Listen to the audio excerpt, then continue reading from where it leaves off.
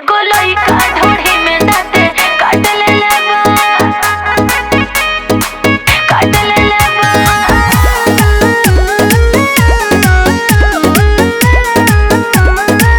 काट लेले बा।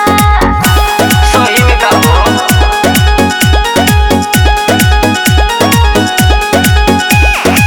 काहेला बॉबी उदास बारू ये तना मनु में तोहरा हो दुख भावे के तना। अरे बहुत दुख बा हो। अच्छा काहेला बॉबी उदास बारू ये तना मनु में तोहरा हो दुख भावे के तना। का कही तोरा दही के छाली कौन चाट ले बा बोला। नाचे ना कोई चंदौली जिला में एगो लइका ढोढ़ी में दाते काट लेले बा, एगो लइका ढोढ़ी में दाते काट लेले बा। सही में का हो सही में का हो काट लेले बा।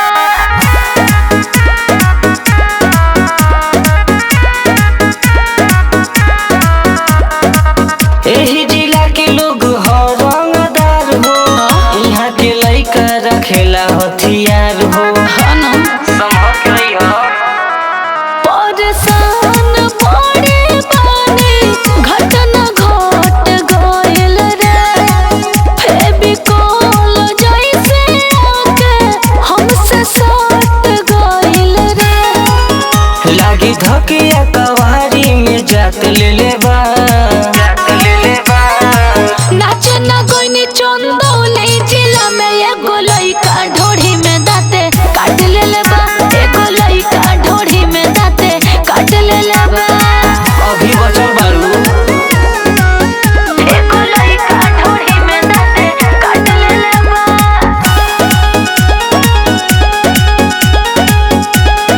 काट लेले बा। सुना करे जा जनी तनिको छुपावा साचे बात आनंद के बतावा।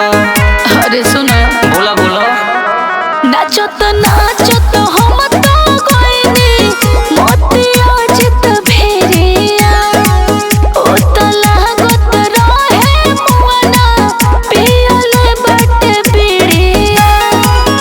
तोहर चढ़ल जवानी लागे बाट ले बा बाट ले बा। नाचे ना कोई चंदौली जिला में एगो लइका ढोढ़ी में दाते काट लेले बा, एगो लइका ढोढ़ी में दाते काट लेले बा। हाँ तो रंगदार जिला हो।